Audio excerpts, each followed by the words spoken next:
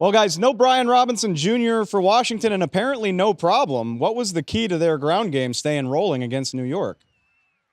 Well, I think Austin Eckler really picked up the slack. I think he tweaked his knee or something and came out of the game, and you insert Chris Rodriguez, and everybody's looking around like, who is this guy? Well, they called him up from the practice squad, drafted him a couple years ago, only in his second year out of Kentucky, and a 6th-round pick coming up big on the road in a divisional game like this.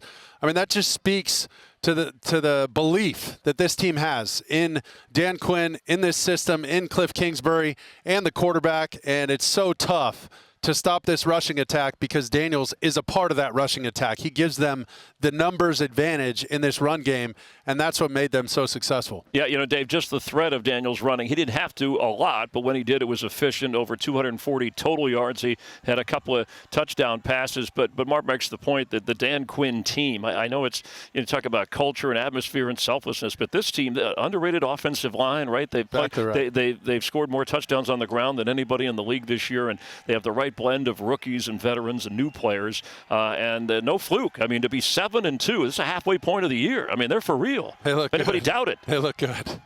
You know, with a young quarterback and the emotions of last week winning the way they did on the Hail Mary, I wouldn't have blamed Washington if they'd had a bit of a letdown with all of that stuff in mind. What does it say about them that they were able to play such a clean, efficient game and on the road at that?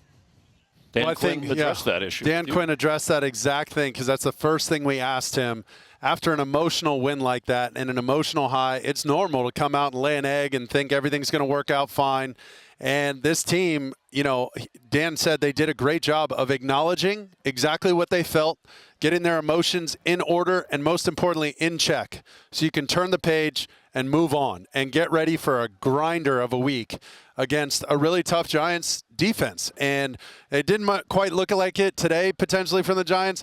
But I'm telling you, they have players all over the field. They have guys that can, you know, make your run game life difficult. So you could tell Washington was ready, and they put that game last week in its place, got better from it, moved on, and got another victory. Yeah, top team in sacks, did not have one against Washington. The Giants did not. And refill, he talked about refill the tank was Dan's exact words about that. And that's another good sign that against a team like Chicago, you cannot play your best football and somehow win it, even though you get a break at the end being in place. And this was a key divisional game. And now I know they have the Steelers next, but the division, I mean, you're fighting off Philadelphia and Dallas. They're going to be tough to topple, especially it's when a tough road to hoe down the stretch here. They got the Steelers and then a short week on a Thursday night. So we're going to learn a lot more about this team quickly in the next, 14 days or so.